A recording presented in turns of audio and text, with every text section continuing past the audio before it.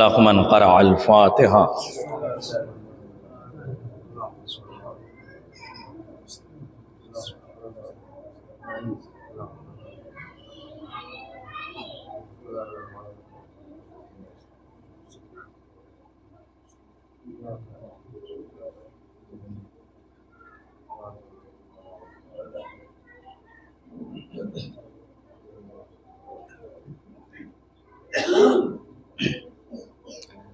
لا حول ولا قوة الا باللہ العلی العظیم۔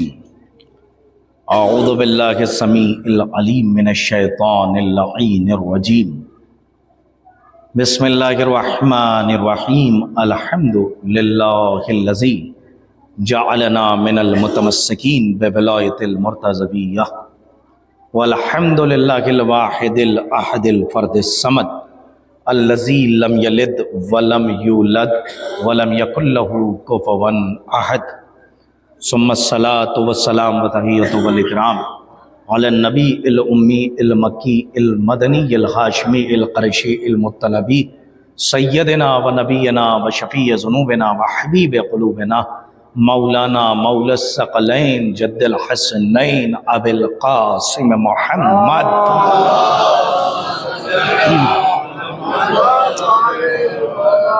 وعلی اہل بیتہ الطیبین الطاہرین المعصومین المظلومین المنتجبین المنتخبین الذین اذھب اللہ عنہم الرجس اہل البیت ویطہرہم تطہیرا۔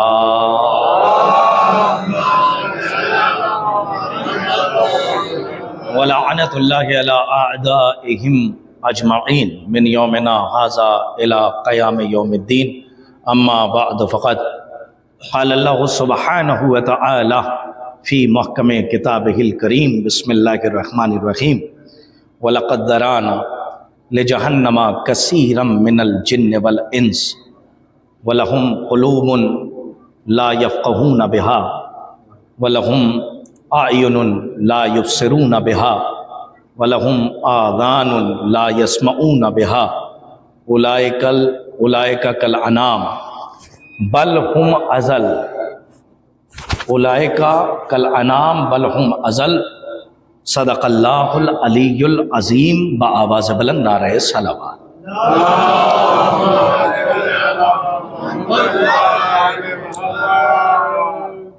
معزز اور مکرم صاحبان کرام، لائق صد احترام صاحبان، آج کی مجلس پل صراط سے کم نہیں ہے، اس لیے کہ کل بھی سرگوشی پھونکی جا چکی ہے، اور جہاں بزرگوں کا خیال رکھنا پڑتا ہے وہاں چونکہ مستقبل میں نوجوان بیک بورن اور ریڑھ کی ہڈی کا کام کر رہے ہیں، بزرگوں کی تہذیب کو لے کر آگے بڑھ رہے ہیں، تو نوجوانوں کا بھی بڑا خیال رکھنا ہے۔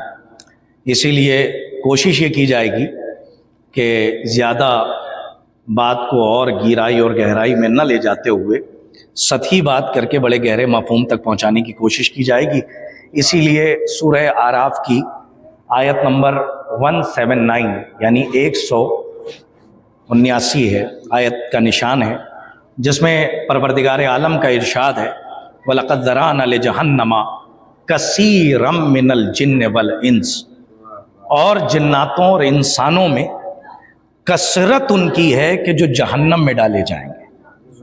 دیکھیے یہ میں صرف ترجمہ کر رہا ہوں کہ کثرت ان کی ہے کہ جو جہنم میں ڈالے جائیں گے، اور کوشش یہ بھی رہے گی کہ جو ایک آپ کا طبیعت کا جو میلان ہے کہ موضوع پر سننا چاہتے ہیں عنوان پر، تو میری پوری کوشش رہے گی کہ عنوان، حالانکہ میں کچھ اور سوچ کے کل سے بیٹھا ہوا تھا کہ آج نفس اور روح اور جسم اور عقل اس کے اوپر گفتگو کروں گا، لیکن اگر درمیانے گفتگو بات آ گئی تو انشاءاللہ وہ بھی مواد میں بزرگوں تک، تاکہ دعا مل جائے، میں وہاں تک پہنچاؤں گا۔ اسی لیے میں نے اس آیت کا جو انتخاب کیا ہے وہ سورہ اعراف کی آیت ہے، اور بہت کم ایسا ہوتا ہے کہ اس آیت کی تلاوت کی جائے، اور اکثر مجالس میں بھی اور تقریر میں بھی ان آیات کی تلاوت نہیں ہوتی۔ تو ماہ مبارک رمضان ہے، تو ہم نے سوچا کہ اس آیت کی تلاوت کی جائے اور اس کا ترجمہ بھی لوگوں تک پہنچ جائے اور اس آیت سے واقف بھی ہو جائے۔ اور میں یہ بھی بتا دوں کہ سورہ اعراف مکمل ولایت علی کا تعارف ہے۔ دیکھیں یہ یاد رکھیے گا، مکمل ولایت علی کا تعارف ہے. جیسے ایک آیت ہم پڑھتے ہیں ہمیشہ، خطبہ اور ذاکرین پڑھا کرتے ہیں، الحمدللہ الذی ہدانا لہذا وما کنا لنہتدی لولا ان ہدانا اللہ. یہ آپ پڑھتے ہیں یا نہیں، سنتے ہیں کہ نہیں سنتے؟ لیکن اکثر و بیشتر یہ ہوتا ہے جیسے نکاح ایک ایجاب کا صیغہ جاری کرتا ہے، ایک قبول کا، تو ایک کہتا ہے ایجاب کے لیے کہ معلوم، اور وہاں وہ کہتا ہے کہ معلوم، لیکن جب پوچھئے تو جو سننے والے ہیں کسی کو کچھ نہیں معلوم ہوتا کہ یہاں کیا ہو رہا ہے. لیکن عربی میں الحمدللہ یہ سب سنتے ہیں کہ وہاں سے بھی معلوم کی صدا آئی اور یہاں سے بھی معلوم کی صدا آئی. تو ضرورت اس بات کی ہے کہ جو وہاں دو مولویوں کو جو معلوم ہے وہ سننے والوں کو بھی معلوم ہونا چاہیے.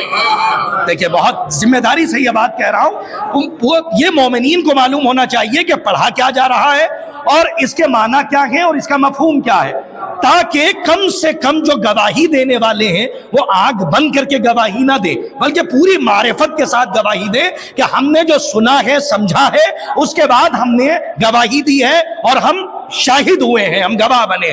بس اسی طریقے سے جیسے آج کل مجلسوں میں خطبہ اور ذاکرین خطبے میں ہی آیت پڑھ جاتے ہیں لیکن خبر نہیں ہوتی کہ حدیث پڑھ رہے ہیں کہ آیت پڑھ رہے ہیں. توجہ رکھیے گا.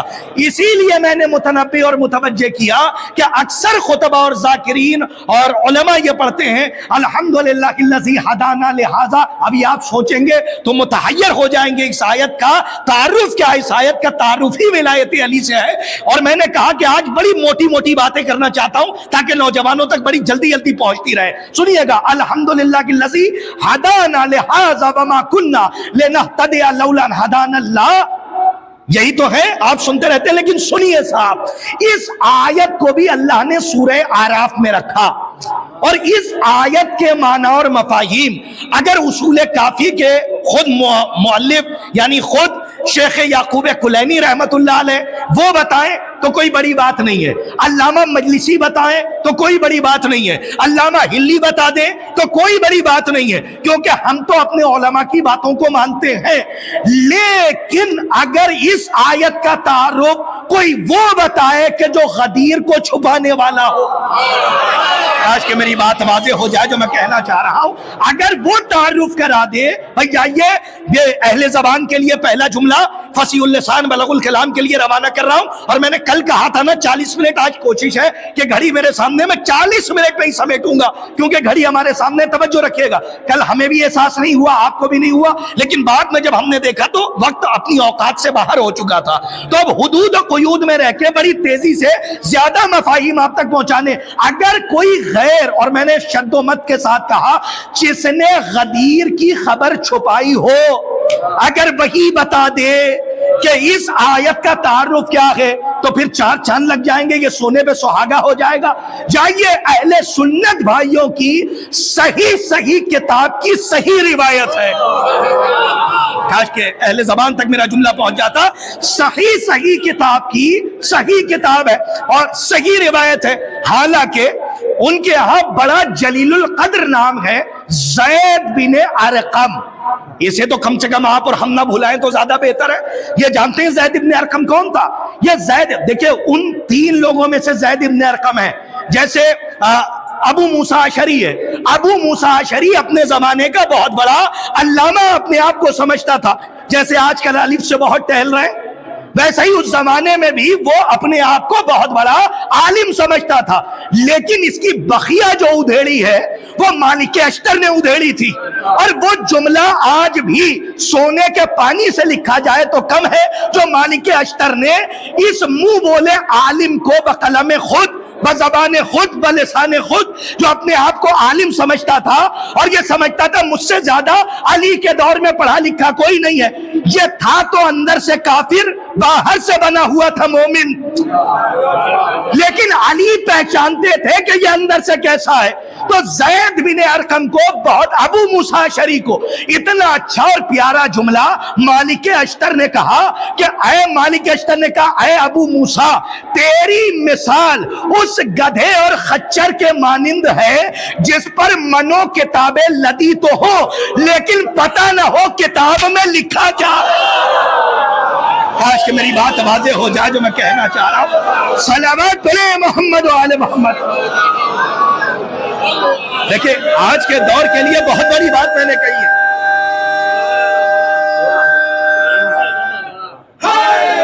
توجہ رکھیں. ابو موسیٰ اشعری کون تھا؟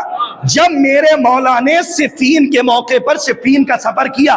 یہ جو لوگ کہتے ہیں نا حسن اکبر بھائی آپ یہ غدیر کا جشن کہاں سے مناتے ہیں، یہ 13 شعبان کا جشن کہاں سے لے آئے، تو میں تاریخی حیثیت سے جواب دے رہا ہوں. غدیر کے بعد پہلی سلور جبلی علی نے بنائی تھی. خدا آپ کو سلامت رکھے. پہلی سلور جبلی یعنی 25 برس مکمل ہوئے غدیر کے اعلان کے. اور جب یہ صفین کے سفر پہ تھے تو علی نے راستے میں مجمع رکوایا تھا عین روز غدیر. اور یہی تینوں تھے جن تین کی بات میں کر رہا ہوں. جو آپ سمجھ رہے ہیں وہ بھی ہوں گے، لیکن جو تھے وہ میں بتا رہا ہوں. ابو موسیٰ اشعری تھا، اس میں زید ابن ارقم بھی تھا. اور پہلی مرتبہ میرے مولا نے کچھ کہا تھا ایسا کہ جسے اپنی زبان میں ہم بد دعا کہتے ہیں، لیکن یہ گھرانہ ہمیشہ دعا دینے والا. تو اب سنیے کہ کیا کہا جب مجمع رکوایا تو ایک مرتبہ 25 برس مکمل ہوئے تو علی نے زید بن ارقم کو بلایا، ابو موسیٰ اشعری کو بلایا اور بلا کے مجمع کے سامنے کھڑا کیا، کیونکہ یہ سب گواہ تھے غدیر کے. تو کہا یہ بتاؤ کہ غدیر میں کیا ہوا تھا. تو پتہ انہوں نے کیا کہا؟ انہوں نے کہا کہ ہمیں یاد نہیں ہے کہ کیا ہوا. ابو موسیٰ نے بھی یہی کہا خدا کی لعنت ہو ان کے اذہان پر، ان کی فکر پر، ان کے دماغ پر کہ جن کو خود ہذیان ہوا اور الزام رسول پہ لگا دیا. توجہ فرما رہے ہیں آپ. تو انہوں نے کیا کہا کہ ہمیں پتہ نہیں کیا ہوا. میں یہ سمجھا رہا ہوں کہ زید ابن ارقم کون ہے کہ جنہیں ہمارے بھائی بہت جلیل القدر مانتے ہیں. سنیے غدیر کا انکار تو بہت دور کی بات، یہ وہ ہے جنہوں نے غدیر کی خبر کو چھپایا تھا. ابو موسیٰ اشعری نے کہا مجھے پتہ نہیں، یاد نہیں کہ کیا ہوا. پھر علی نے زید ابن ارقم کو بلایا، کہا تم ادھر آؤ، تم بتاؤ کہ کیا ہوا. کہا مجھے یاد نہیں کہ کیا ہوا. پتہ ہے میرے مولا نے کیا کہا؟ تاریخ میں اور اگر کسی کو شک ہو تو جائیے حدیث قرطاس اٹھا کر پڑھیے، اور حدیث بساط آپ کو چٹائی والی حدیث جا کے پڑھیے گا. حدیث بساط میں بھی تینوں کے نام ہیں کہ زید ابن ارقم اور یہ ہے کون؟ ابو موسیٰ اشعری. علی نے اب زید ابن ارقم سے کہا تھا اے زید ابن ارقم تیری پیشانی پر ایک ایسا سفید داغ نمودار ہوگا جو تیرے امامے سے بھی نہیں چھپے گا. ارے صاحب تیرے امامے سے بھی نہیں چھپے گا. اور اس کے بعد ابو موسیٰ اشعری کو بلایا اور بلا کے کہا کہ جب تو مرے گا تو تجھے کلمہ توحید نصیب نہیں ہوگا.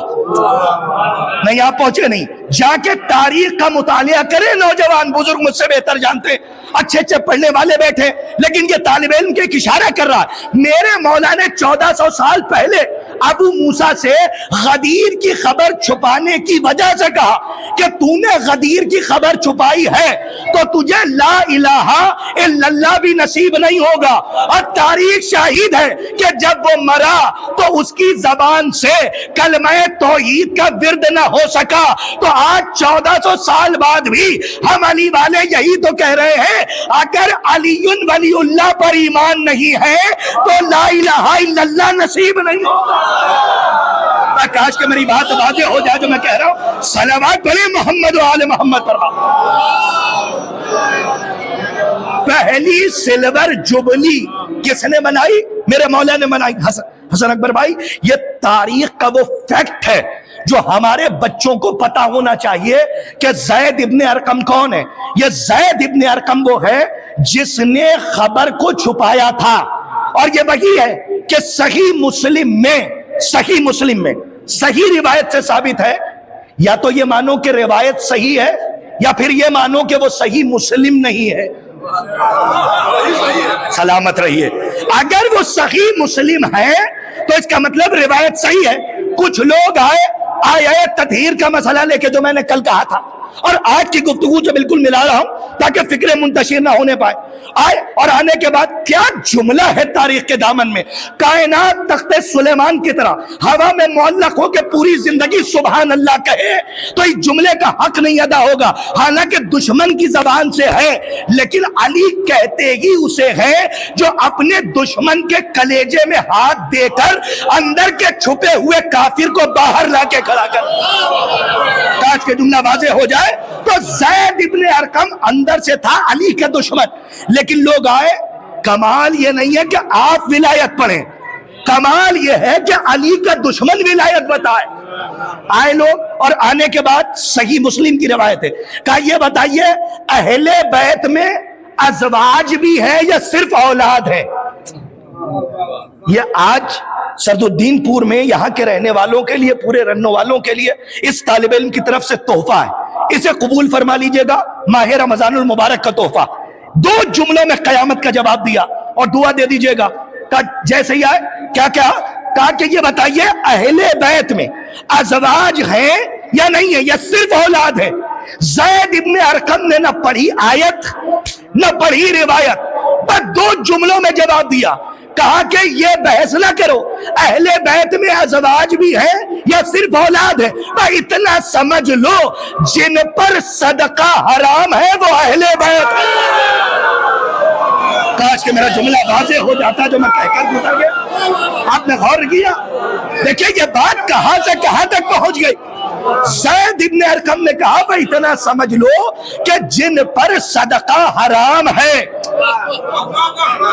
وہ اہل بیت ہیں. اب دیکھیں مجلس پڑھنے والے, کتابوں کی ورق گردانی کرنے والے, مجلس میں بیٹھ کر دیکھنے والے نہیں, سن کر سمجھ کر بولنے والے سامعین بیٹھے.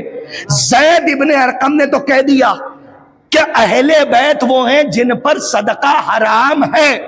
اب ایک جملہ آہستہ سے پڑھوں, اب بحث نہ کرنا کہ کون اہل بیت میں ہے کون نہیں ہے, مجھے قیمت چاہیے, میں اشارہ کروں گا, وضاحت کا وقت نہیں ہے. اب اس کا مطلب یہ تو صدقے کی کھجوریں بتائیں گی. ارے کاش کہ آپ نے کربلا سے لے کے کوفہ شام تک کا سفر دیکھا ہوتا. ارے صلوات پڑھیں محمد و آل محمد پر یہ تو صدقے کی کھجوریں بتائیں گی کہ کون اہل بیت ہے اور کون اہل بیت نہیں ہے. اب تعارف ہو گیا کہ کون ہے زید ابن ارقم, غدیر کی خبر چھپانے والا, یہ ہے زید ابن ارقم. یہی جو آیت ہے نا سورہ اعراف میں, الحمدللہ الذی ہدانا لہذا وما کنا لنہتدی لولا ان ہدانا اللہ, اس کا ترجمہ کیا ہوگا؟ اس کا ترجمہ ہوگا تمام تعریفیں اس پروردگار کے لیے کہ جس نے حاضہ کی طرف, حاضہ تخاطب غائب ہے, حاضہ کی طرف, اس کی طرف ہدایت کی. اگر یہ وہ ہدایت نہ کرتا تو ہم اس تک نہ پہنچ پاتے. تو مسلمانوں سے پوچھئے اس میں حاضہ کون ہے؟ تو جتنے بھی قرآن ہل ہل کے ماہ رمضان المبارک میں طوطے بن جاتے ہیں, آیت اترنی چاہیے, نقطہ اترے نہ اترے. کاش کہ میری بات واضح ہو جائے, آیت اترنی چاہیے اور یہ بہت بڑے حافظ جی ہو جائے, لیکن نقطے کا عرفان ہو یا نہ ہو. کبھی غور کیا ہے یہ آپ کے مطلب کا جملہ کہہ رہا ہوں نوجوانوں, اب تو دعا دے دینا تمہارے مطلب کی بات ہے. حالانکہ میرا مزاج یہ نہیں رہ گیا, مجلس کا مزاج یہ ہے کہ عنوان پہ بات کرتا ہوا آگے بڑھ جاؤں, لیکن بات یاد آ گئی. یہ ہمیشہ کہتے ہیں وضو کی بات آئے تو وضو ٹھیک سے نہیں کہتے ہیں, اگر شیعہ کی بات آئے تو ہمیشہ سیاہ کہتے ہیں. ارے جملہ دے رہا ہوں رکھ لیجئے گا, جملہ دے رہا ہوں رکھ لیجئے گا. حسن اکبر بھائی دعا دیجئے گا, ایک نقطے کی دشمنی نے سارے نقطے چھین لیے. کاش کہ میرا جملہ واضح ہو جاتا جو کاش کہ اس کی گہرائی تک آپ پہنچتے ہیں. ایک نقطہ تھا, اگر اسے مان لیا ہوتا تو سارے نقطے تمہیں مل جاتے. لیکن اب یہاں کیا ہوا کہ اس کا ترجمہ ہوگا الحمدللہ الذی ہدانا لہذا وما کننا. بہت غور سے سنیے گا, سب زیارتوں پہ جانے والے بیٹھے اور کتنے جا کے آ چکے ہیں. جو جا کے آ چکے ہیں وہ آخری سانسوں تک اتباعت عالیات کی زیارات سے مشرف ہوتے رہے. اللہ انہیں آخری سانسوں تک مولا کے دربار تک بلائے. جب جائیے گا تو آداب زیارت میں بھی یہ آیت ہے جی، لیکن لوگ توجہ نہیں کرتے. اور یہ آیت ولایتیوں کے لیے ہے، سقیفائیوں کے لیے نہیں ہے. اور کیا آیت ہے؟ الحمدللہ الذی ہدانا لہذا وما کننا لنہتدی لولا ان ہدانا اللہ، کہ تعریف ہے اس خدا کی جس نے اس کی طرف ہدایت کی، نام نہیں لیا، خالی ہاذا رکھا اور علامت پہ پردہ ڈالا، اشارہ کیا، کیا کہا؟ اس کی طرف ہدایت کی. اگر وہ ہدایت نہ کرتا تو ہم اس تک نہ پہنچ پاتے. پوچھو اس میں ہاذا کون ہے؟ تو جو ہل ہل کے پڑھتے ہیں وہ کہتے ہیں قرآن، جو وقت سے پہلے افطار کرتے ہیں وہ کہتے ہیں روزہ. سلامت رہیے، آباد رہیے. جو نماز پڑھنے پہلے ہی آ جاتے ہیں وہ کہتے ہیں نہیں یہاں پہ تو نماز ہے، اور کچھ دن کو نہ پہچان سکے تو دین کی بات کرتے ہیں اور کہتے ہیں کہ نہیں یہاں پہ دین اسلام مراد ہے. نہیں میرے سرکار، ہم کہیں تو نہ مانیے، لیکن آپ کی صحیح کتاب میں، آج مجھے پتا نہیں کیوں یہ صحیح یاد کیوں آ رہا ہے، آج مجھے یہی سے پڑھ لینے دیجئے، کیونکہ کل نوجوانوں نے سرگوشی پھونکی تو جی یہ چاہ رہا ہے کہ صحیح کتاب کی صحیح باتیں پہنچا دی جائیں. اور صحیح، اچھا سنیے، ایک بہت بڑے پروفیسر تھے پاکستان میں، اور وہاں پہ کانفرنس ہو رہی تھی. کیا ہو رہی تھی؟ کانفرنس. اور وہاں پہ ایک صاحب آئے ہوئے تھے، بخاری صاحب. مولانا آگے آ جائیے، میں نے بخاری کی بات کی تو آپ وہیں بیٹھ. اللہ آپ کو سلامت رکھے. حضرات ایک صلوات بلند آواز سے پڑھیں عالم دین کی. بات آ گئی ہے تو مسلم سے بخاری تک آ گیا. اچھا دیکھ لیجئے، بچوں کو بتا دوں، ہمارے یہاں کتابیں بہت ہیں لیکن کوئی صحیح نہیں ہے. کیوں نہیں ہے؟ سوال کرو کیوں نہیں ہے. اس لیے کیونکہ وہ تدوینی دور کی کتابیں، جو تدوینی دور میں لکھی گئی، اب تحقیق کا دور ہے، یعنی کنکر پتھر ہیرے جواہرات سب اس دور کے علماء نے سمیٹ دیے، کیونکہ وقت کم تھا اور سمیٹنا زیادہ تھا. آنے والی نسلوں کو کہا تمہاری ذمہ داری ہے، کنکر پتھر نکال کے پھینک دو، اور جو ہیرے جواہرات ہیں وہ اپنے دامن میں رکھ لو. ہمارے یہاں اسی لیے 4 کتابیں ہیں کتب اربعہ میں، وہ نہیں آتی، بہار نہیں آتی. استبصار ہے، اصول کافی ہے، من لا یضر الفقیہ ہے، یہ سب کتابیں ہیں. یہ کس میں ہیں؟ کتب اربعہ، 4 بڑی کتابیں، لیکن ان کا بھی نام صحیح سے نہیں شروع ہوتا. کیوں؟ کیونکہ اس میں صحیح بھی ہے، غلط بھی ہے، لیکن یہ اتنے کانفیڈنس سے لکھ رہے ہیں اور کہہ رہے ہیں صحیح بخاری اور صحیح مسلم. تو ٹھیک ہے صاحب، بخاری صاحب کراچی میں تھے، کانفرنس ہو رہی تھی. روزے کے بعد تو ایسے ہی چٹخارا نہ ہو تو مزہ نہیں آتا. اپنی باتیں پہنچانے کے لیے میں بیچ بیچ میں نمک مرچا ڈال رہا ہوں تاکہ ٹھیک سے کھا لیجیے اور میری بات بھی پہنچ جائے اور ہضم بھی ہو جائے، نوجوانوں تک پہنچ جائے. بزرگ مجھ سے بہتر جانتے ہیں. کانفرنس ہو رہی تھی، علامہ بخاری صاحب آئے ہوئے تھے. وہیں پہ ہمارے بہت اظہر حسن زیدی صاحب مرحوم، اللہ درجات بلند کرے، وہ بھی موجود تھے.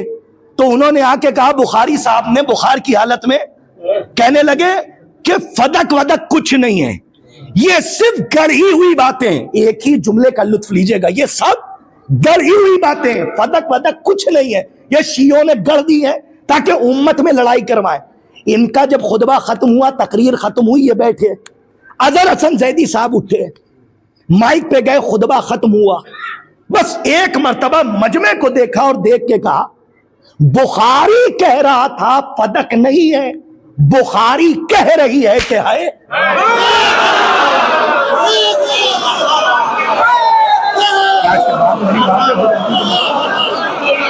لوگ تو اب اس جملے میں ہے نا جو اب میں کہنے جا رہا ہوں.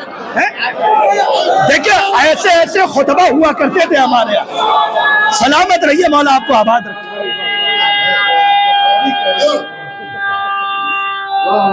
کیا کہنے بھائی، واہ.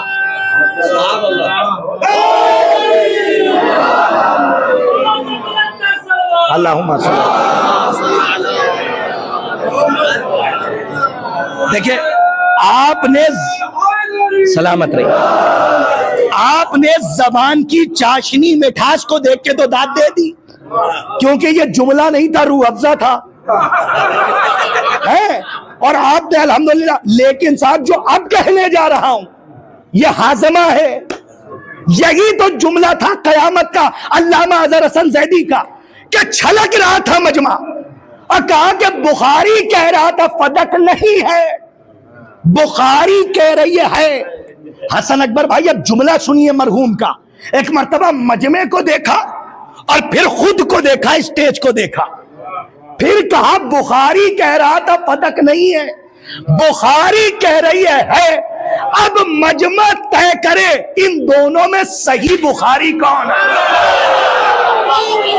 کاش کے جملہ واضح ہو جائے۔ صلوات پڑھیں محمد و آل محمد پر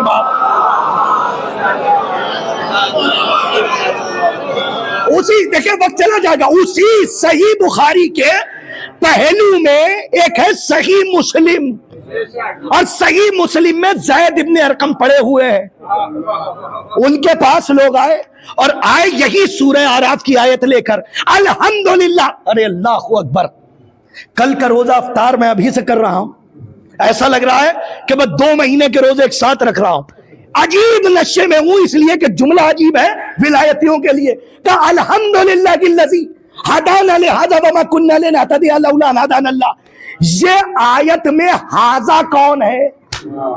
ہم کہیں تو نہ مانیے۔ صحیح مسلم میں زید ابن ارقم نے کہا کہ اتنی جلدی غدیر بھول گئے۔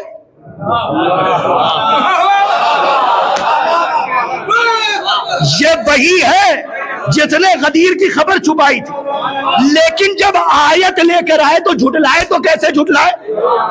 تو کہا اس میں جو اللہ کہہ رہا ہے الحمدللہ الذی ہدانا لہذا، اس میں ہاذا کون ہے؟ کہ اتنی جلدی غدیر بھول گئے۔ کا کیا مطلب؟ کہ یاد کرو رسول کا پہلا اور آخری حج۔ میں خود غدیر کے میدان میں گیا ہوں، خود گیا ہوں، میں نے وہ جگہ دیکھی ہے جہاں منبر بنایا گیا تھا، میں نے وہ خیمے کی جگہ دیکھی ہے جہاں شہزادی کا خیمہ نصب تھا، وہ چشمہ دیکھا ہے کہ جو چشمہ ابل رہا تھا، اب تو خیر بند ہو گیا، لیکن جگہ ایک عجیب محویت ہے۔ آپ کبھی جائیے وہاں اور یہ سوچئے کہ آج ہم مولا کی بیعت کی جگہ پہ کھڑے ہوئے ہیں، کہ جہاں رسول نے اٹھایا تھا دونوں ہاتھوں پہ علی کو، جب ہم وہاں پہنچے تو عجیب محویت تھی، یہی آیت پڑھی، اور زید ابن ارقم کا نام لے کے میں نے وہاں یہی جملہ دہرایا کہ اب اس سے بڑا تبرہ کیا ہوگا کہ زید ابن ارقم نے کہا اتنی جلدی غدیر بھول گئے۔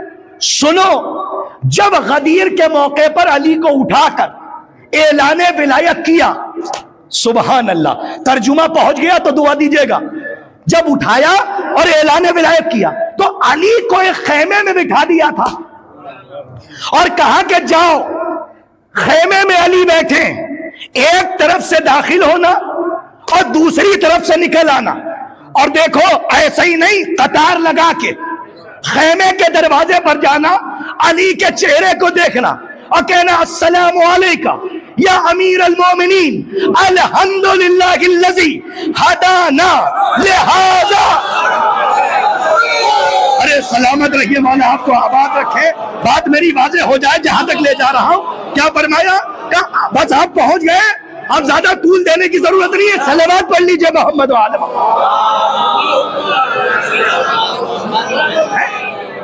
حضرات ایک صلوات بلند آواز سے پڑھیے تاکہ میں تھوڑا سا اور آگے بس ختم کر۔ علی کے چہرے کو دیکھ کے کہنا کہ تعریف اس خدا کی۔ آپ کو پتا ہے جو نہیں کہنا چاہتے تھے انہیں بھی کہنا پڑا ہے۔ اچھا یہاں پہ رک کے ہمارے بچے سوال کرتے ہیں ٹویٹر پر، فیس بک پر، میں تو واٹس ایپ کو دور حاضر کا ابو ہریرہ کہتا ہوں، میں داد چاہتا تھا۔ ہاں پتہ نہیں جلدیں جو چھپی نہیں ہیں وہ بھی آ جاتی ہیں اس پہ کہ 170 190 جلد میں ہے، اور بہار الانوار کی دیکھیے صاحب کب چھپ گئی بھائی اتنی؟ لیکن اس میں حوالہ دیا ہوا ہے دور حاضر کے ابو ہریرہ سے بچے رہنا. یہ جو گڑبڑی ہوئی ہے نا اسلام میں حدیث کی ہیرا پھیری، یہ ابو ہریرہ سے ہی ہوئی ہے. سب سے زیادہ گڑبڑی اگر کسی نے کی ہے تو اسی ابو ہریرہ نے کی ہے. سنیے، وہ واٹس ایپ پر فیس بک پر سوال کرتے کہ قبلہ اگر اتنے ہی برے تھے یہ لوگ تو رسول نے پوری زندگی پہلو میں کیوں بٹھایا؟ تو اب قرطاس کربلائی کی زبان کیونکہ 32 دانتوں کے پہرے میں کروٹ لیتی ہے جب اردو ادب کی بات آتی ہے، کیونکہ طالب علم بہت چھوٹا سا ہوں، تو ایک زبان کا جملہ سن لیجئے. پوری سیرت رسول قرطاس کے ایک جملے میں سمجھ لیجئے، پھیلاتے رہیے گا. سیرت رسول یہی رہی، پہلو میں سب کو بٹھایا، منہ کسی کو نہ لگایا. دیکھیں ارے صاحب آج کے اہل زبان تک میرا جملہ پہنچ جاتا ہے. پہلو میں سب کو بٹھایا لیکن منہ کسی کو نہ لگایا، اور جنہیں منہ لگانا تھا منہ نہیں لگایا، زبان چسائی. ارے سلامت رہیے، آباد رہیے. یہاں سے آگے بڑھیے گا 15-20 منٹ. کیا کہا؟ زبان چسائی ہے، منہ نہیں. ہاں میں دیکھ رہا ہوں.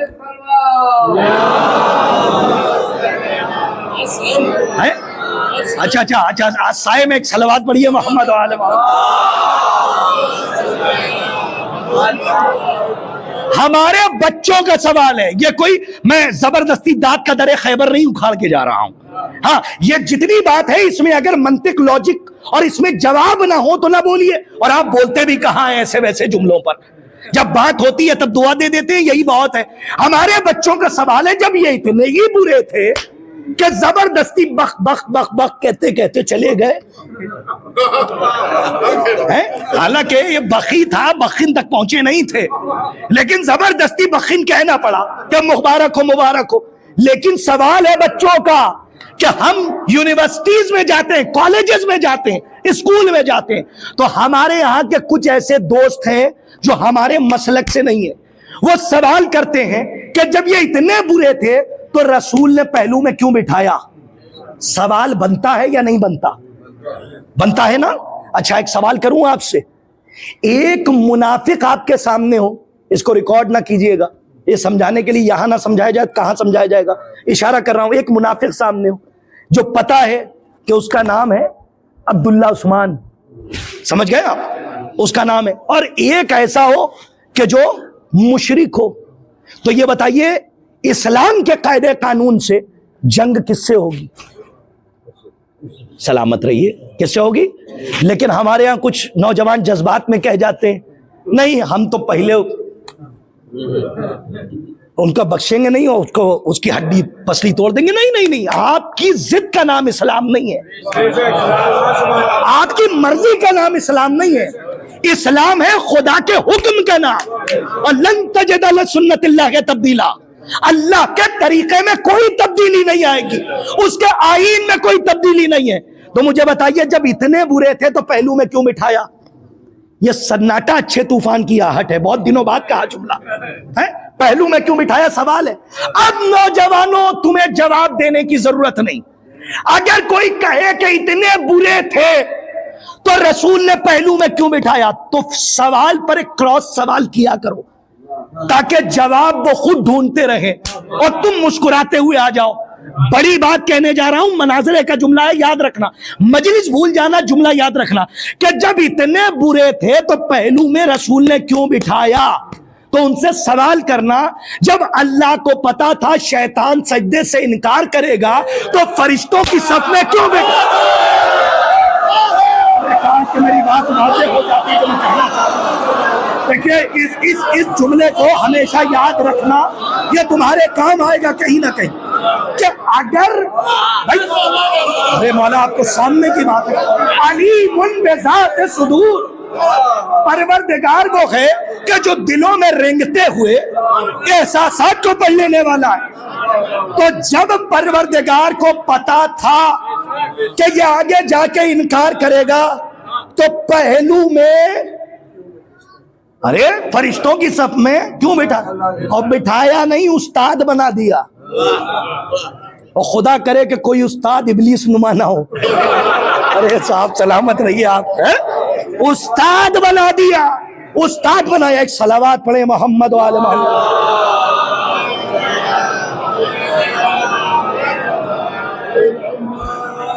آئیے اجازت ہے مجھ سے حضرات، ایک صلوات بلند آواز سے پڑھیے. میرے پاس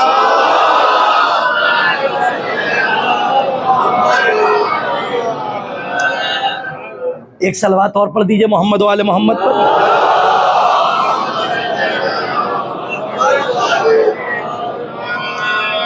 اجازت ہے مجھ سے. صفِ ملکوتیت میں بٹھایا. صفِ ملکوتیت میں سوال ہے. تم بچوں خیمہ علوی کے بچے ہو، تمہارے اندر بچپنا نہیں ہونا چاہیے. بچے تو رہو لیکن ولایت علی کی جو بزرگی ہے وہ تمہیں سہارا دیتی رہے، تاکہ جب ہندا والے بولیں تو حمزہ والے خاموش نہ رہے. یہ تمہاری سب کی ذمہ داری ہے. اس لیے میں کہہ رہا ہوں کہ اگر کوئی سوال ہو تو کراس کوشچن کرو، کراس سوال کرو، کہ یہ نہ پوچھو کہ اتنے برے تھے رسول نے پہلو میں کیوں بٹھایا. کیا نعوذ باللہ رسول کو پتا نہیں تھا یہ اتنے برے ہیں؟ تو سوال کرنا کیا اللہ کو پتا نہیں تھا کہ شیطان آگے جا کے لعنتی بنے گا؟ تو صفِ ملکوتیت میں کیوں بٹھایا؟ جب وہ جواب نہ لا سکے تو ایک دن بٹھا لینا تنہائی میں اور کہنا لیکن شرط ہے علم کی بات علم سے ہوگی، تلوار نہیں چلے گی. بٹھا کر جیسے ایک بھائی، ایک بات یاد رکھنا، وہ پھر میں بچوں کو بتا دوں کہ عالم کی قدر کیا کرو علم کے میدان میں، چاہے جس فرقے کا ہو، چاہے جس مذہب کا ہو، لیکن عالم ہو. ہاں کھلم کھلا علی کو برا نہ کہہ رہا ہو، وہ قصب علم کا جذبہ رکھتا ہو، طالب علم ہو، چاہے جس ریلیجن مسلک کا ہو، چاہے جس دھرم کا ہو. تمہاری ذمہ داری ہے کہ اس کا استقبال کرو. ایک دن جب جواب نہ ملے تو بٹھا لینا اور بٹھا کے کہنا کہ جو عدالت اللہ کی ہے وہی عدالت میرے محمد کی ہے. نہیں پہنچے آپ؟ میں پہنچا رہا ہوں، 2 جملوں میں سنیے. جو عدالت اللہ کی ہے وہی عدالت حبیب اللہ کی ہے، محمد رسول اللہ کی ہے. کہ وہ کیسے؟ کہ اللہ بغیر کسی جرم کے سزا نہیں دیتا. اسے پتا تھا کہ انکار کرے گا، لیکن اللہ اس دن کا انتظار کر رہا تھا جب اندر کا چھپا ہوا کافر چھلک کر باہر آ جائے. کاش کے جملہ واضح ہو جائے تو میں کہہ رہا ہوں. نہیں ٹھہریے، یہیں سے تو آپ کی فکروں پہ تالا لگانا تھا. ٹھہریے گا. اب یہاں تک بات آ گئی ہے تو ایک بات سنتے چلیے. ایک جگہ پہ رسول نے فرمایا کہ معرفت پہچاننا بہت ضروری ہے. میں موضوع پر ہی ہوں. معرفت عبادت کی روح ہوتی ہے. جیسے جسم ہوتا ہے، جسم میں روح ہوتی ہے. جب تک روح ہے ہم چل رہے ہیں، زندگی ہے. روح کی ایک ڈیفینیشن آسان زبان میں سنیے. روح کہتے اسے ہیں جو حیات کی ذمہ دار ہو. کاش کے جملہ واضح ہو جاتا. روح کسے کہتے ہیں؟ جو حیات کی ذمہ دار ہو. یعنی جب تک روح ہے حسن اکبر بھائی تب تک ہاتھ پیر کام کر رہے ہیں، لیکن روح نکلی وہ ہے سافٹ ویئر اور جسم ہے ہارڈ ویئر. اور ہارڈ ویئر دکان سے لانے سے چلنے نہیں لگتا جب تک کہ سافٹ ویئر نہ اس میں داخل کیجیے. اور جیسے ہی سافٹ ویئر گیا تو اس میں حرکت پیدا ہو جاتی ہے. تو روح ہے کیا ہے؟ Soft where. تو معصوم نے کیا فرمایا کہ روح نکل جائے. آ گئی وہی نفس اور روح کی بات، یہیں پہ مجلس تمام کروں گا. ہے جیسے ہی روح نکلی جسم بے جان. اور معصوم کہہ رہے ہیں معرفت عبادت کی روح ہے. جیسے روح کے نکل جانے کے بعد جسم کا کوئی کام نہیں، ویسے ہی معرفت کے نکل جانے کے بعد عبادت سوائے زحمت کے اور کچھ نہیں. کاش کے بعد سمجھانے میں مجھے 10 منٹ دیجیے گا بس. یہاں سے تھکیے گا نہیں. میں مجلس تمام کر رہا ہوں کیونکہ میں کیا کروں، اپنے مزاج سے کمپرومائز نہیں کر سکتا. میں پھر اپنے عنوان پہ ہی ہوں، یہیں پہ مجلس تمام کروں گا. اور میں نے وعدہ کیا تھا کہ نفس اور روح کی بات آئے گی، جسم کی وہیں پہ بات ختم کر دوں گا. اللہ نے 3 چیزیں دی ہیں. ایک ہے روح، ایک ہے جسم اور ایک ہے نفس. اس میں جو سب سے عظیم ہے وہ ہے چوتھی، وہ ہے عقل کی نعمت. وہ کیا ہے؟ میں ابھی عقل کی بات نہیں کر رہا ہوں, صرف روح کی بات کر رہا ہوں. اتنے بڑے مجمع سے پوچھئے کہ روح کہتے کسے ہیں؟ روح کسے کہتے ہیں؟ تو قرآن کہتا ہے یسألونک عن الروح, یہ سوال کرتے ہیں کہ روح کیا ہے.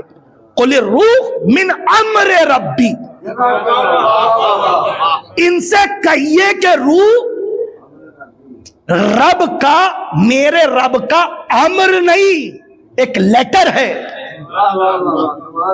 جی لیٹر کون سا ہے؟ من امر ربی, میرے رب کے امر میں سے ہے.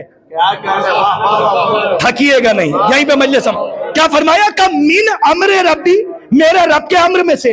اب آئیے دیکھیں روح کا تذکرہ اور کہاں ہے. کہا وہی شیطان ہے جو میں ذکر کر رہا ہوں, وہی آدم ہے. اللہ نے پیکر آدم کا بنایا. میں نے کیا کہا تھا؟ جب تک کہ جرم ظاہر نہ ہو اللہ سزا نہیں دیتا. تو یہ تو چھپا بیٹھا ہوا تھا. ارے سبحان اللہ. اس سے پہلے ایک وضاحت کرتا چلوں تاکہ بچوں تک بات پہنچ جائے. امام سے کسی نے پوچھا, امام نے جب حدیث ارشاد فرمائی من عرف نفسہ فقد عرف ربہ, جس نے اپنے نفس کو پہچانا وہ اپنے رب تک پہنچ گیا. یہ ترجمے کی مداد چاہتا تھا. اس نے اپنے رب کو پا لیا جس نے اپنے نفس کو پہچانا. تو ایک آنے والے نے آ کے کہا مولا اس کی وضاحت کرے. تو امام نے فرمایا کہ نفس کی حقیقت ہوتا ہے نہیں, وجود کی حقیقت ہوتا ہے نفس, جسم نہیں ہوتا. اتنی دیر کا سناٹا اچھا نہیں لگا. سامنے سے ایک صاحب آئے, انہوں نے کہا یہ کیا ہے؟ تو میں نے کہا میرا ہاتھ. یہ کیا ہے؟ کہ میری ردا. یہ کیا ہے؟ میرا امامہ. یہ کیا ہے؟ میرا چہرہ. سامنے سے یہ عاقل تھے, یہ آ گئے کہنے لگے کرتاز صاحب جب یہ سب کچھ آپ کا ہے تو آپ کہاں ہے؟ میں کاش کہ میں پہنچا لے جاؤں, وضاحت ہو جائے. دیکھیے میں سید مرتضیٰ کی تحریر سے لے کر شہید مطہری تک کی تحریر کی ذمہ داری سے یہ بات کہہ کر جا رہا ہوں کہ نفس کی حقیقت ایک ہوتی ہے, بدلتی نہیں. اس کی کیفیت بدلتی ہے. کبھی لوامہ ہوتا ہے, کبھی امارہ ہوتا ہے, کبھی مطمئنہ ہوتا ہے, کبھی مستریب ہوتا ہے. لیکن سب نے یہ لکھا جنہوں نے نفوس پہ خامہ فرسائی کی, انہوں نے لکھا کہ نفس کی حقیقت ایک ہوتی ہے. میں نے کہا 10 منٹ مجلس تمام ہے تاکہ وضاحت ہو جائے. اب یہ جب سب کچھ آپ کا ہے تو آپ کہاں ہیں؟ تو اللہ نے نفس کو ایک لباس دیا کہ جس کو کہتے ہیں جسم. ایک جملہ کہہ جاؤں, یہی وجہ ہے جب اندر نفس کافر ہوتا ہے, سبحان اللہ, اندر نفس کافر ہوتا ہے. اب میں غدیر اشارے میں بتا رہا ہوں, نفس اندر کافر ہوتا ہے اور کوئی زبردستی ایمان کا اظہار زبان سے کرے تو قرآن اس شخص کو اس منزل میں منافق کہتا ہے.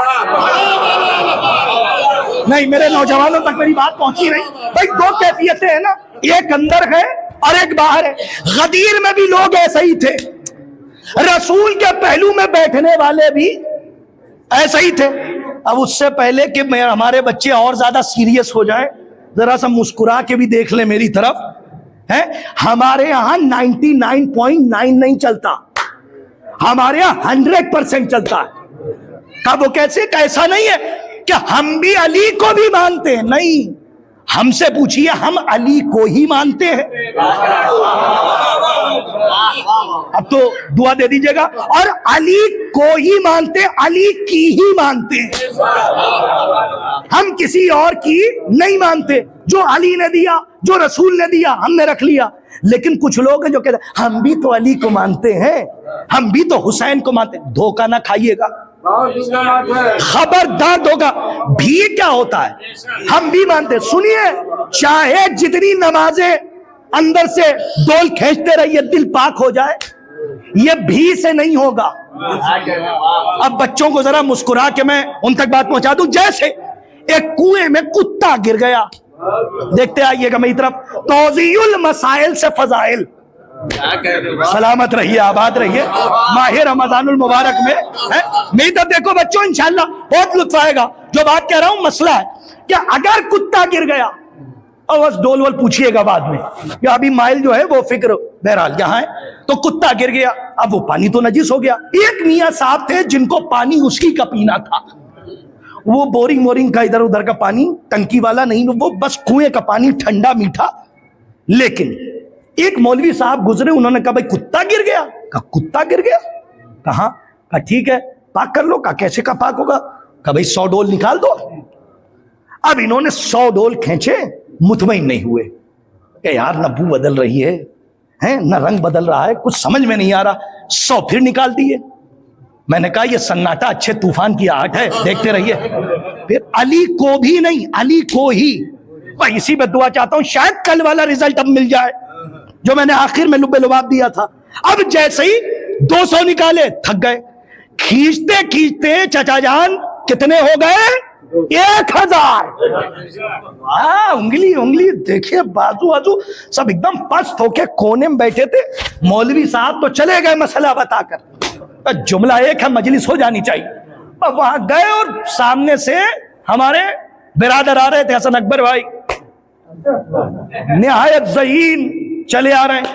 کہو کیا بات ہے، بہت دیر سے بیٹھے ہو، ایک دم سست ہو، طبیعت ٹھیک ہے؟ کہا رے کتا گر گیا کنواں میں.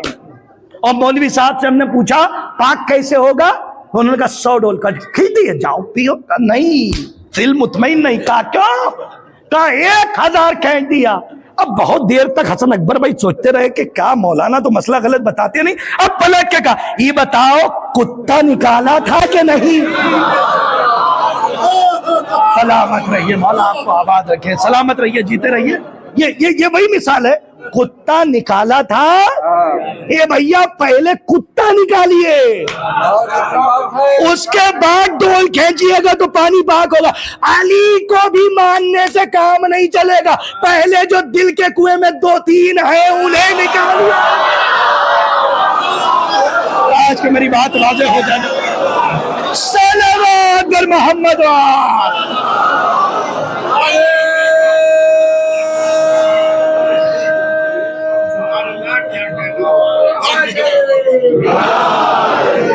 ہم بھی تو مانتے ہیں.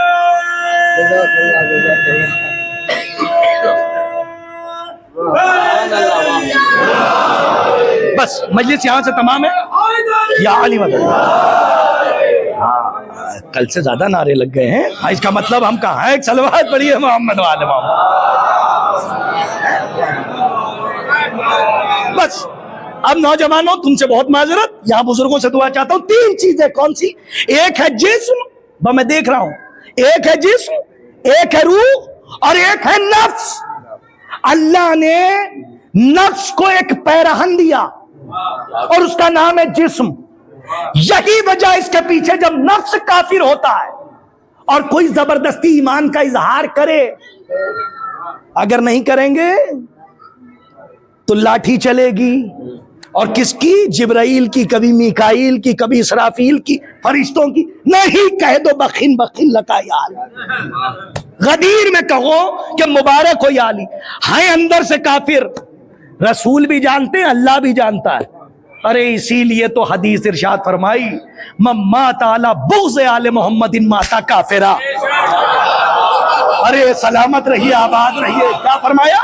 کہ جو آل، اس سے اچھا نتیجہ میں نہیں دیتا، جو آل محمد کے بغض میں مر گیا، بات ہی ختم کر دی ہے، وہ کافر مرے گا. تم جانو، تمہاری نیت جانے کہ تم اندر سے کیا ہو.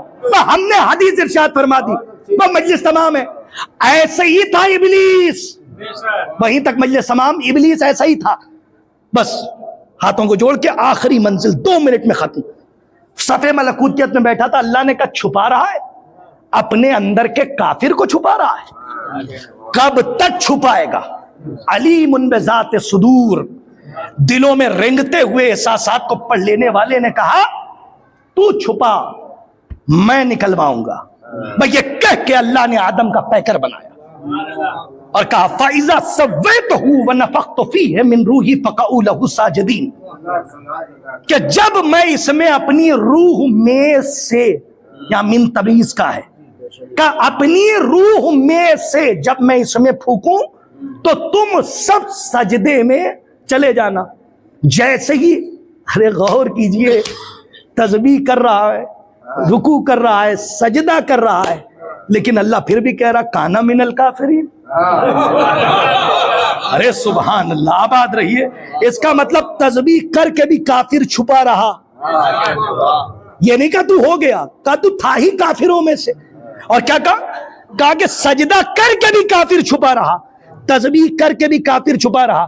اب اللہ اللہ کہنے والوں میں مومن نہ ڈھونڈیے گا، اس کا مطلب پیمانہ کوئی اور ہے کہ جہاں سے ایمان پرکھا جاتا ہے۔ کہ وہ کہتے ہیں حدیث تو مجلس تمام ہے۔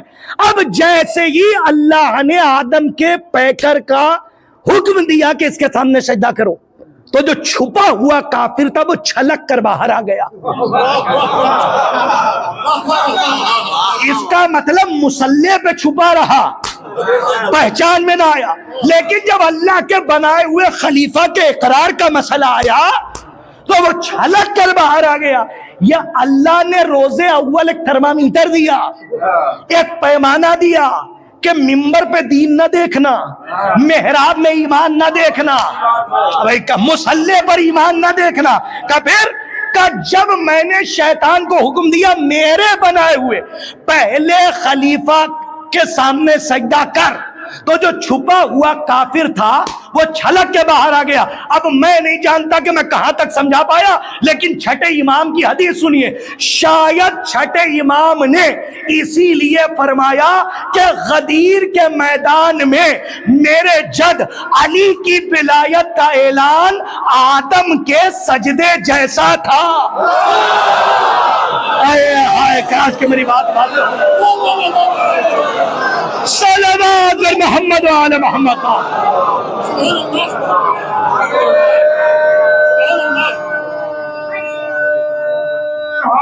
یا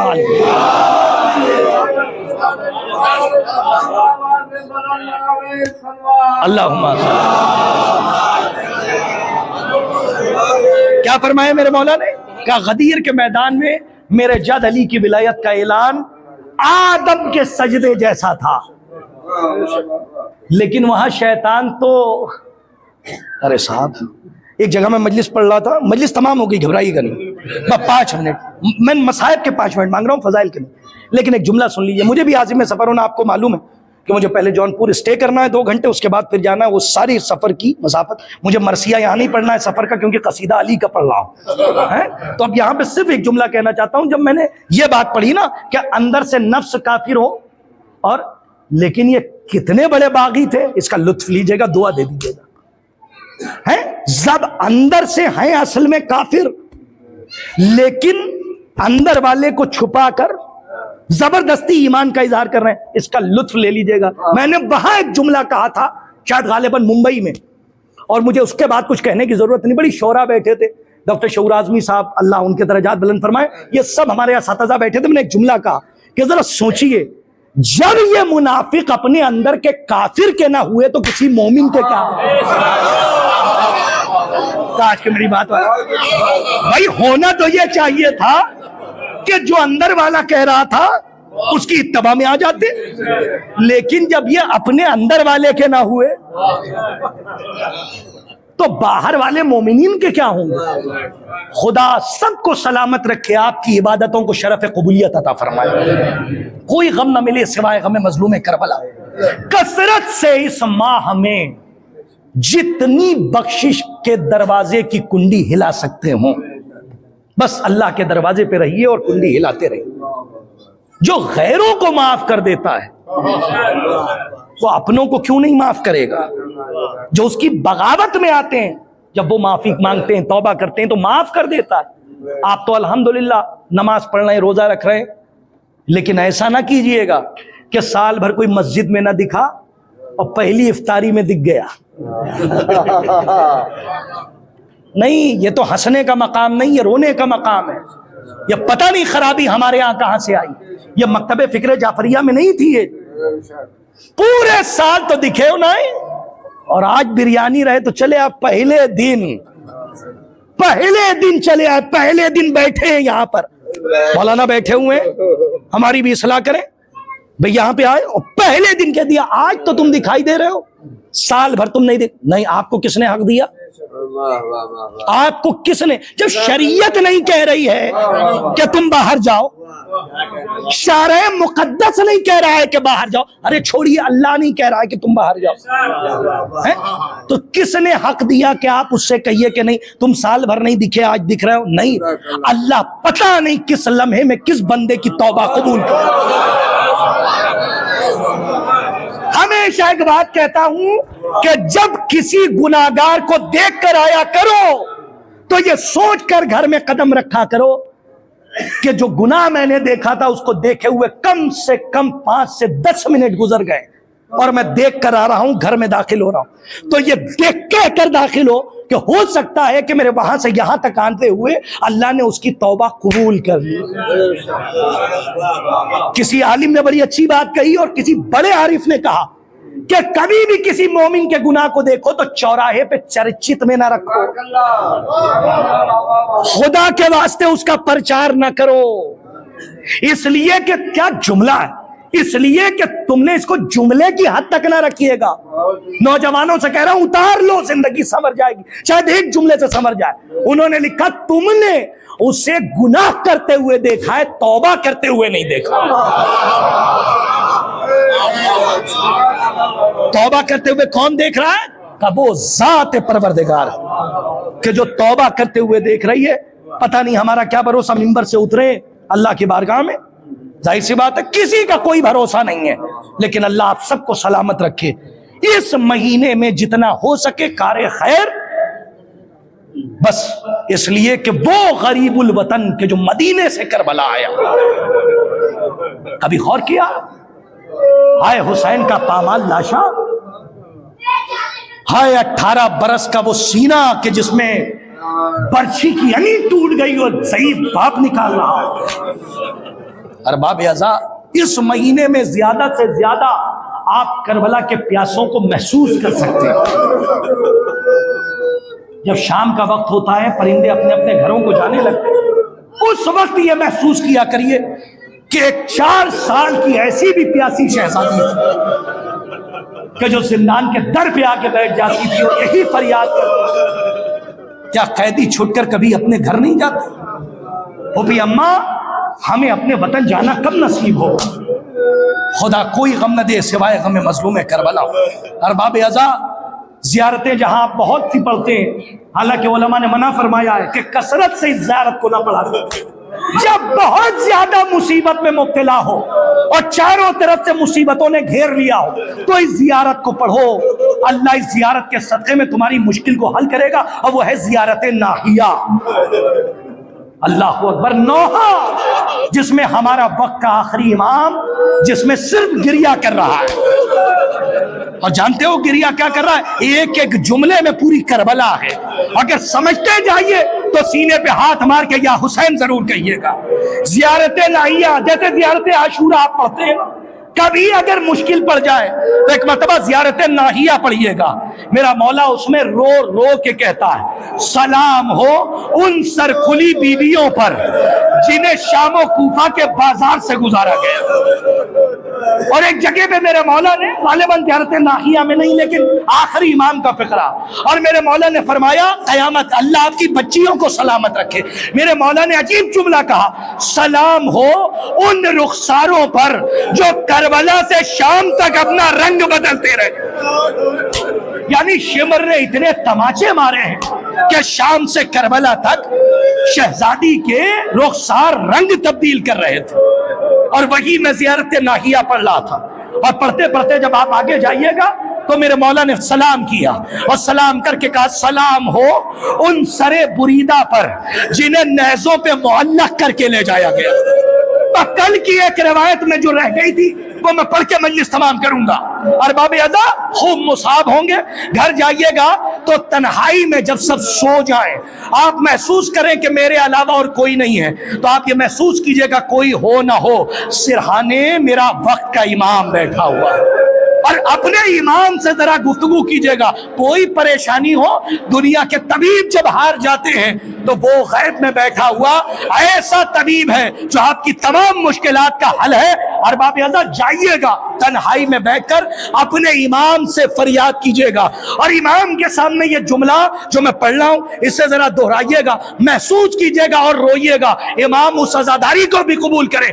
میرا مولا جہاں پہ یہ کہتا ہے نا کہ سلام ہو ان سرے بریدہ پر جنہیں نیزوں پہ معلق کر کے لے جایا گیا، حسن اکبر بھائی عجیب جملہ ہے، جب آپ پڑھیے گا کروٹیں لے لے کے روئیے گا، دل اندر سے کلیجہ منہ کو آتا ہے۔ میرے مولا نے کہا سلام ہو میرے اس جد پر جس کے بدن کا گوشت زنجیریں کھا گئی۔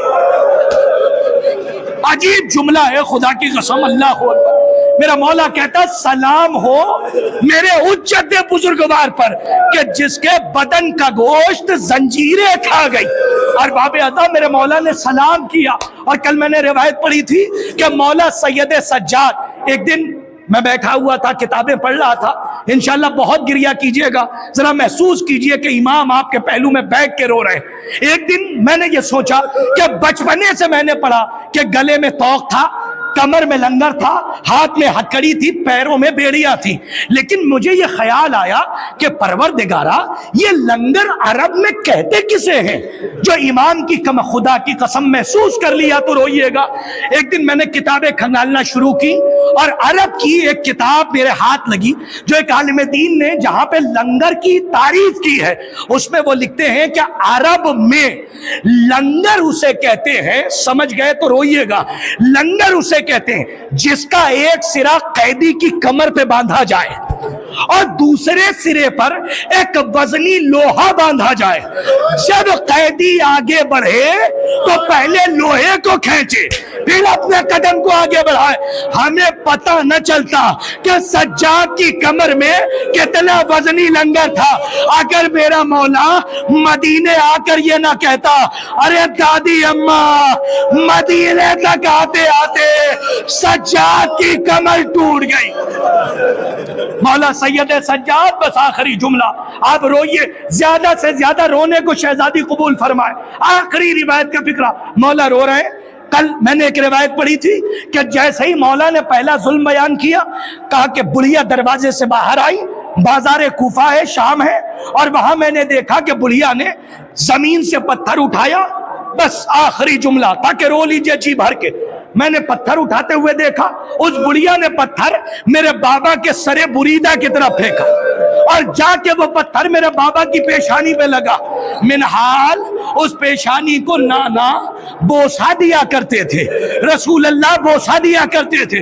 بس اس کے بعد ایک مرتبہ سوالی نے روتے ہوئے کہا مولا دوسرا ظلم کون سا ہے جسے آپ زندگی بھر نہیں بھلا سکتے؟ آخری ظلم، اس کے آگے نہیں پڑھ پاؤں گا۔ اس نے کہا جیسے ہی یہ سوال کیا مولا سجاد روتے ہوئے کہتے ہیں برداشت کر سکو گے؟ کہا ہاں مولا بیان کیجئے۔ بھائی یہی وہ ظلم تھا جسے منحال بھی سن کے برداشت نہ کر سکے، ہائے حسین کہہ کر غش طاری ہوا، بے ہوش ہو کے گر گئے۔ ایک مرتبہ مولا نے کہا سنو، جب ہمارا قافلہ آگے بڑھا منحال کوئی پتھر مار رہا تھا، کوئی انگارے پھینک رہا تھا، منحال جیسے ہی میں نے ہمارے قدم آگے بڑھے ایک منادی نے ندا دی اور 4 سال کی معصومہ میری بہن کی طرف اشارہ کیا اور کہا یہ 4 سال کی بچی حسین کی بیٹی ہے۔ میں نے سجاد دیکھا، جیسے ہی یہ آواز وہاں علاقے میں گونجی، کسی ملعون نے اپنے بالا خانے سے کھولتا ہوا پانی 4 سال کی میری بہن پہ پھینکا۔ 4 سال کی بہن تڑپ کے رہ گئی اور فرات کا رخ کر کے کہا اے چچا عباس اتنے ظلم ڈھائے جا رہے ہیں۔ یہ سن کے منحال بے ہوش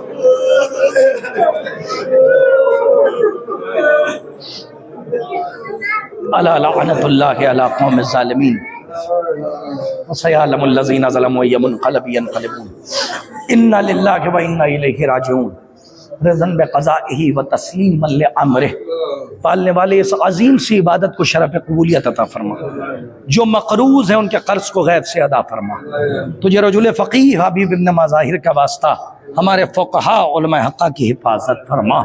جہاں جہاں بھی دین اسلام ولایت حلال مشکلات عزاداری کے خلاف تحریک چلائی جا رہی ہے، تحریک چلانے والوں کو صف ہستی سے نیست و نابود فرما۔ پروردگارہ ان ہاتھوں کو سلامت رکھ جو زمین کے سینے پر آسمان بچھانے کے کام آتے ہیں، اور ان ہاتھوں کو تبت یدا کی فہرست میں داخل کر جو ذکر حق اور ذکر اہل بیت علیہ الصلوۃ والسلام کے خلاف اٹھائے جاتے ہیں۔ پروردگارہ جہاں اتنی دعائیں ہیں، یہ ماہ مبارک رمضان ہے، پروردگار نے جانے کتنے مرحومین ہیں جو اس برس ہمارے درمیان نہیں ہیں، دار فانی سے دار بقا کی طرف کوچ کر گئے۔ ان کے علاوہ جن مرحومین کے اصال ثواب کی مجلس ہے ان کے بھی درجات عالی فرما۔ پروردگارہ ہزار دعاؤں میں سے ایک دعا یہ ہر شریف خون کی آواز ہے۔